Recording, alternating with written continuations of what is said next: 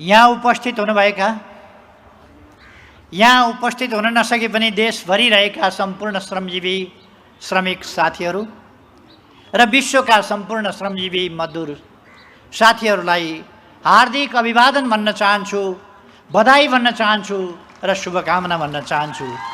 आज अन्तर्राष्ट्रिय मई दिवसको सन्दर्भमा अर्थात् अन्तर्राष्ट्रिय मजदुर दिवसको सन्दर्भमा सबैमा धेरै धेरै शुभकामना। यस कार्यक्रमका अध्यक्ष महोदय, मञ्चमा आसीन नेताजीहरू, काठमाडौँ महानगरलाई आधुनिक, हरित, विकसित शहरको रूपमा एउटा नमुना शहरको रूपमा ऐतिहासिक, पुरातात्विक, धार्मिक अनेक महत्त्वका सम्पदाहरूले सजिएको आधुनिक, विकसित, डिजिटल र स्मार्ट सिटीको रूपमा काठमाडौँलाई उठाउने सङ्कल्पका साथ मेयरको उम्मेदवारको रूपमा यहाँ शरीक हुनुभएका केशव स्थापितज्यू, त्यसै गरी काठमाडौँ युवा जोशका साथ, युवा सोचका साथ काठमाडौँलाई नयाँ गतिमा विकासको बाटोमा अग्रसर गराउन युवाहरूको एउटा सशक्त प्रतिनिधिको रूपमा र सशक्त जनप्रतिनिधिको रूपमा, आजका सचेत जागरुक महिलाहरूको प्रतिनिधिको रूपमा काठमाडौँ महानगरलाई सिँगार्ने उद्देश्य बोकेर उपमेयरको उम्मेदवारको रूपमा यहाँ उपस्थित हुनुभएका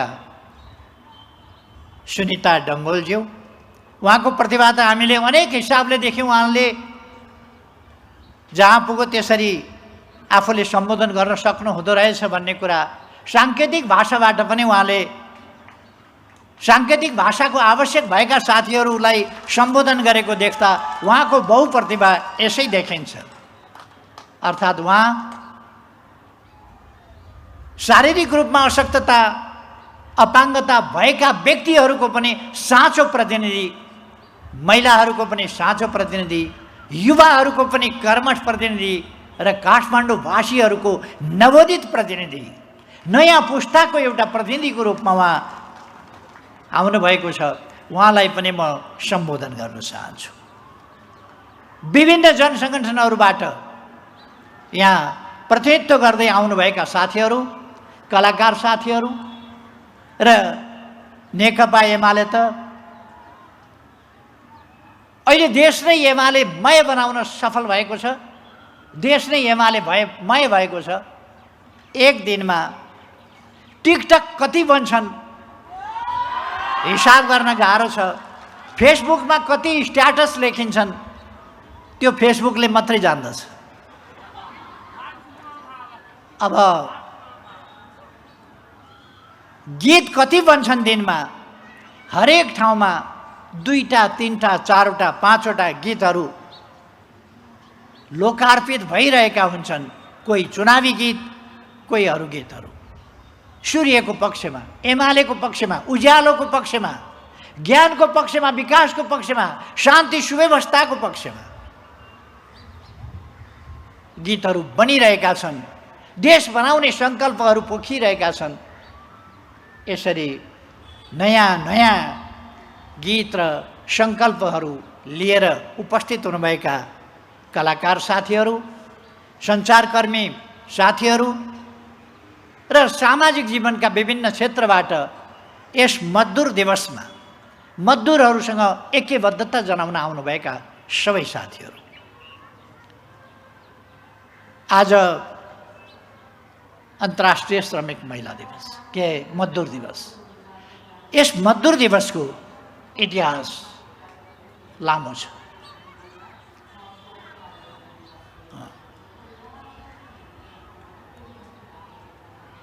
मजदुर दिवसको इतिहास अर्थात् यो दिवस कसरी पैदा भयो, यो दिवस आफै मजदुरहरूको पीडाको, मजदुरमाथिका दमनको, मजदुरले भोग्नु परेका असमानता विभेदहरूको अन्त्यका निम्तिका मजदुर सङ्घर्षहरूको, मजदुरले गरेका बलिदानहरूको र तिनका सफलताहरू, तिनका पीडाहरूको, तिनका सम्झनाहरूको प्रतीक स्वरूप अन्तर्राष्ट्रिय श्रमिक दिवस सुरु भएको थियो।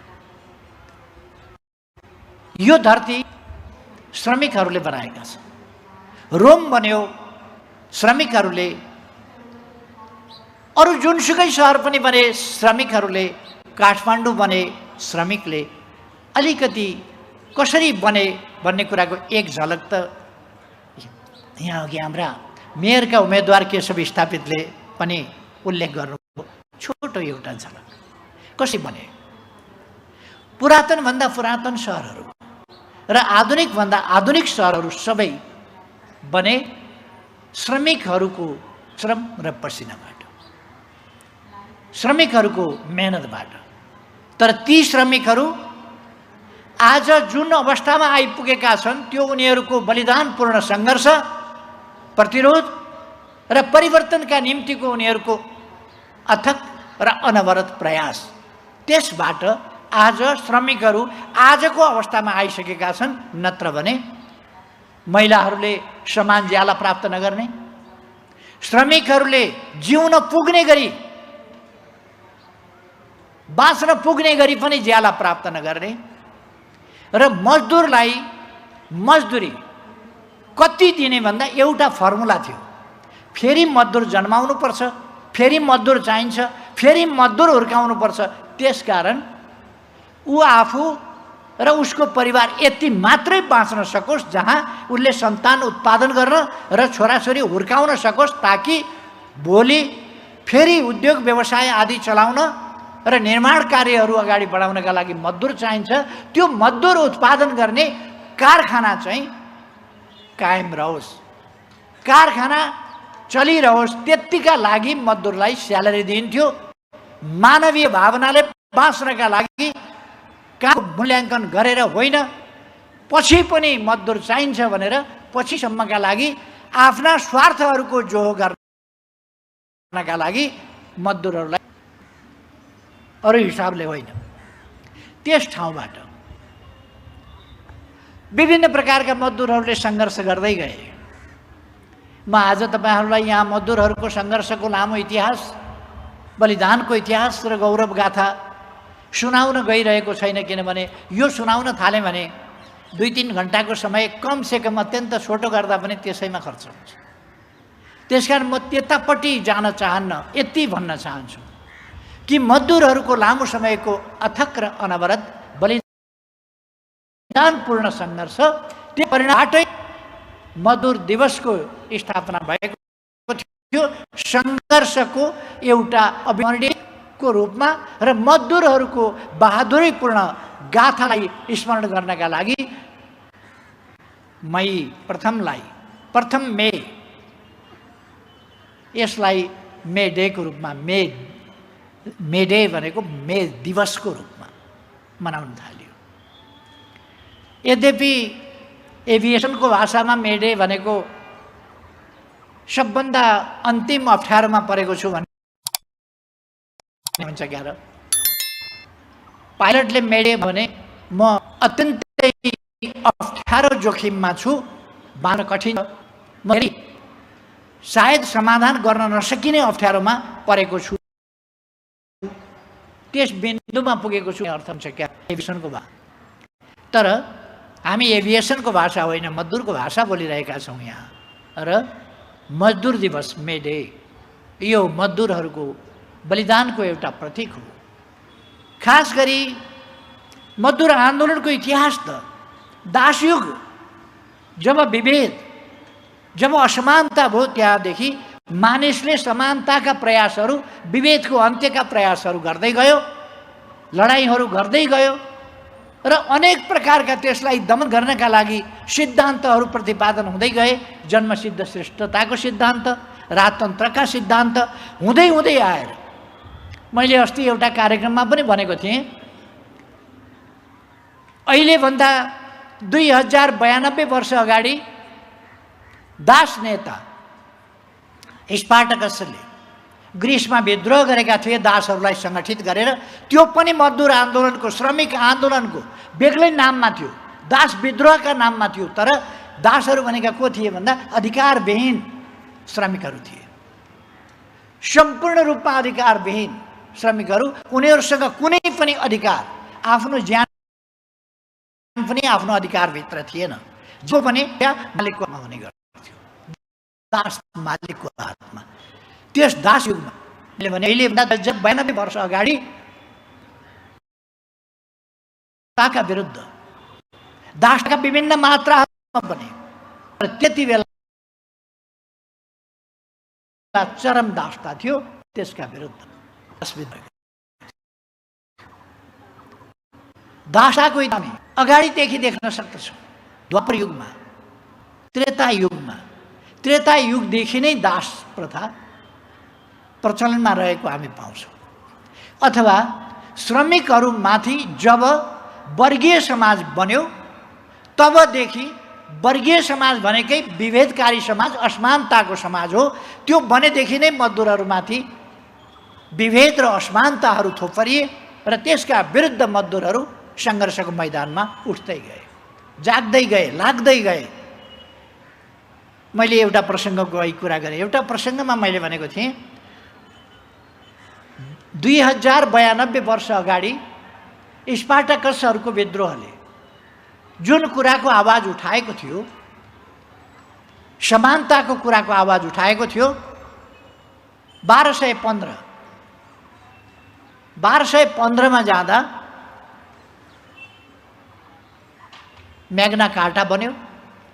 तर म्याग्ना कार्टाले त्यो भावना बोक्न सकेन जो श्रमिकहरूले, यो त 1215 को कुरा थियो इस्वी सनको, अर्थात् अहिलेभन्दा 1000 वर्ष लगभग, अथवा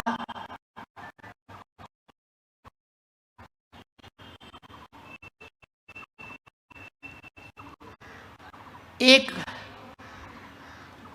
992 वर्ष, 93 वर्ष अगाडि, 993 वर्ष अगाडि स्पार्टकसले उठाएको कुरो, अहिलेभन्दा त्यति अगाडि उठाएको कुरो, अहिलेभन्दा 2092 वर्ष अगाडि स्पार्टकसले उठाएको मागसँग मिल्दैन थियो। किनभने यो म्याग्ना कार्टा स्ट्याटसका आधारमा अधिकारको कुरा गर्यो त्यसले, जबकि स्पार्टकसहरूले स्ट्याटसको आधारमा होइन, मानवीय भावनाका आधारमा, मानवीय औचित्य र आवश्यकताका आधारमा समानता हुनुपर्छ भन्ने कुरा उठाएका थिए। अथवा श्रमिक वर्गले चेतनाको बिगुल, समानताको बिगुल, न्यायको बिगुल मानव जातिको इतिहासमा पहिलोपल्ट श्रमिक वर्गले फुक्यो।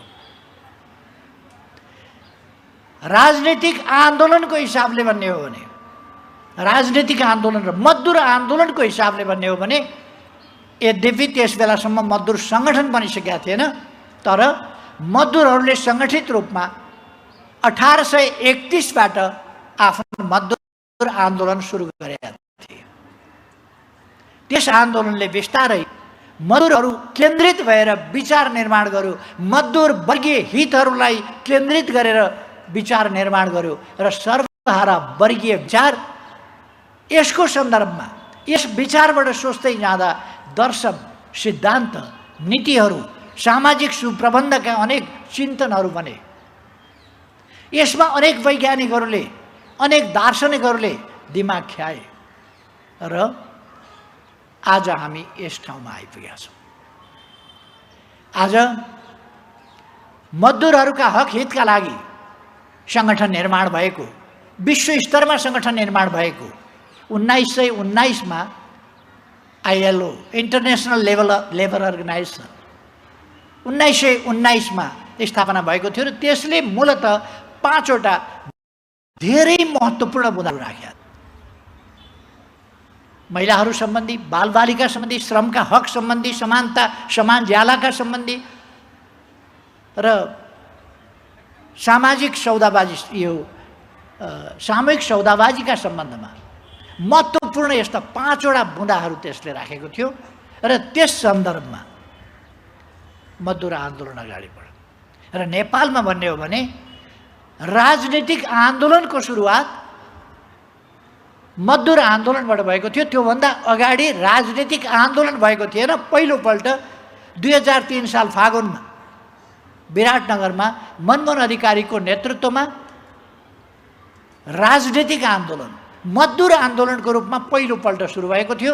त्यसपछि नेपालमा जयतु संस्कृतम नामको अर्को विद्यार्थी आन्दोलन सुरु भएको थियो र त्यसपछि त्यसले राजनीतिक आन्दोलनलाई आन्दोलनको रूपमा, त्योभन्दा अगाडि आन्दोलनको रूपमा उठ्न सकेको थिएन। भित्रभित्र विद्रोह थियो।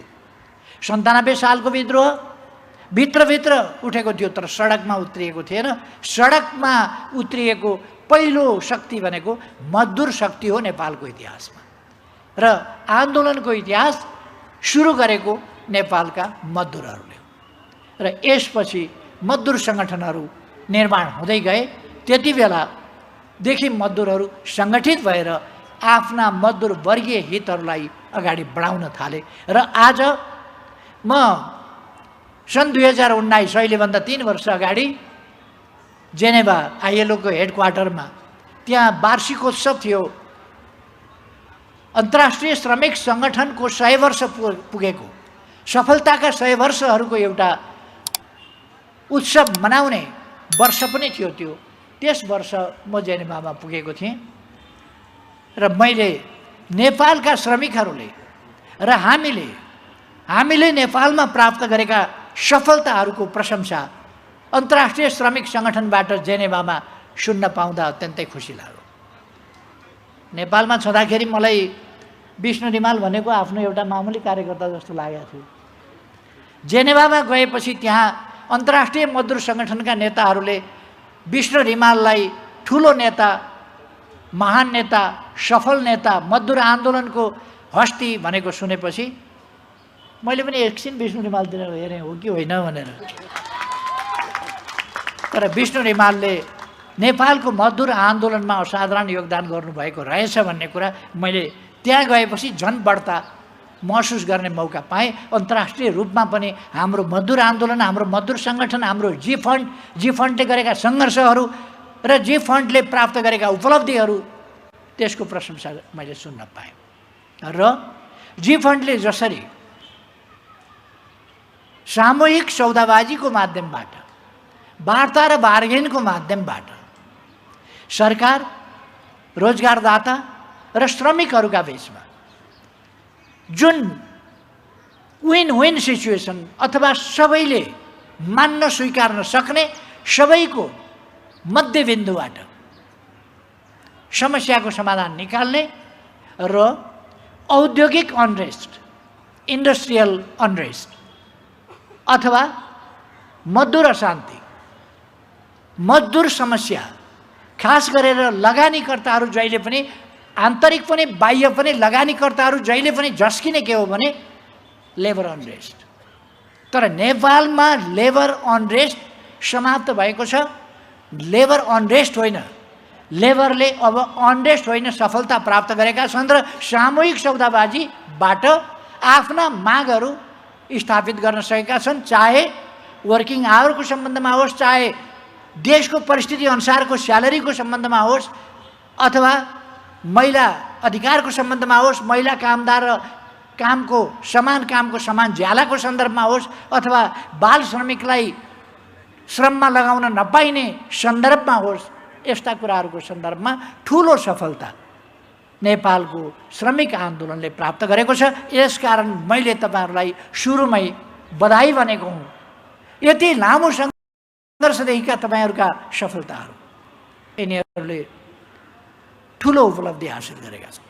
आज हामी अन्तर्राष्ट्रिय श्रम सङ्गठनको सम्मानित सदस्य भएका छौँ नेपालको ट्रेड युनियन। र नेपालको ट्रेड युनियनले अनेक कुराहरूका बावजुद, अनेक मतभेदका बावजुद, अनेक हिसाबले पनि यसलाई एउटा फेडरेसनको रूपमा कायम राख्ने सफलता प्राप्त गरेको छ। यो साधारण कुरा होइन।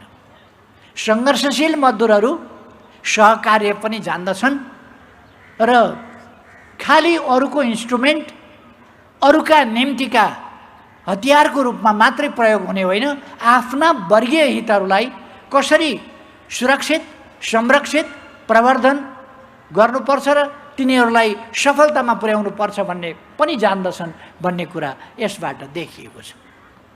म बधाई भन्न चाहन्छु, धन्यवाद भन्न चाहन्छु र तपाईँहरूलाई फेरि एकपल्ट धेरै धेरै बधाई, धेरै धेरै शुभकामना भन्न चाहन्छु। नेपालको मजदुर आन्दोलन सफलतापूर्वक अगाडि जाने नै छ। अघि म पस्दै गर्दा एउटा गीत मैले सुनिराखेका थिएँ, धन्दा नमान नेकपा एमाले यहाँ छँदैछ भनेर। कुनै प्रकारको अप्ठ्यारो आयो भने, कुनै प्रकारका कठिनाइ आयो भने, वैचारिक अन्योलता आयो भने, दिशाहीनता आयो भने चिन्ता नगर्नुहोस्, धन्दा नमान्नुहोस्। यहाँ एमाले छ, त्यसले स्पष्ट वैचारिक दिशा दिन्छ। त्यसै गरेर सङ्गठनात्मक विशृङ्खलता आयो भने समेटेर लिएर जाने एमाले छ। हरेक सेक्टरमा समस्या आयो भने सेक्टरल विषयगत प्रश्नहरूको समाधान दिन एमाले छ र मजदुर समस्याका समाधान दिन एमाले छ। शारीरिक रूपमा अशक्तता, अपाङ्गता भएका व्यक्तिहरूलाई कसरी सबल बनाउने, सक्षम बनाउने, आत्मनिर्भर बनाउने र उनीहरूलाई सम्मानपूर्ण जीवन जिउन सक्ने अवस्थामा कसरी पुर्याउने र जो त्यस स्थितिमा पुग्न शारीरिक हिसाबले, मानसिक हिसाबले सम्भव छैन, उस्ताहरूका लागि सरकारले जीवनयापनको सम्मानजनक व्यवस्था गर्ने दिशामा नेकपा एमाले चालेका कदमहरू पनि यहाँहरूलाई थाहा छ। समाजका पछाडि परेका हिस्साहरू, अन्यायमा भेदभावमा परेका हिस्साहरू, वर्गहरू, समुदायहरू अथवा छुवाछुतका प्रश्नमा पीडित रहेका समुदायलाई अगाडि बढाउने, सामाजिक न्याय समानता उपलब्ध गराउने कामको नेतृत्व र अगुवाई गर्ने काममा नेकपा एमाले छ भन्ने कुरा म साथीहरूलाई विश्वास दिलाउन चाहन्छु। आज यो कार्यक्रम हामी काठमाडौँमा मनाइरहेका छौँ र काठमाडौँमा अब पुस्तौनी श्रमिक पृष्ठभूमिबाट आएको, अघि केशव स्थापितजीले बताइसक्नु, पुस्तौनी श्रमिक पृष्ठभूमिबाट आएको, पहिले नै मेयर चलाएर अनुभव लिइसकेको र काठमाडौँलाई आधुनिक काठमाडौँमा बदल्न, यहाँका सडकहरू चौडा गर्न, यहाँ अनेक नयाँ कामहरू अगाडि बढाउन र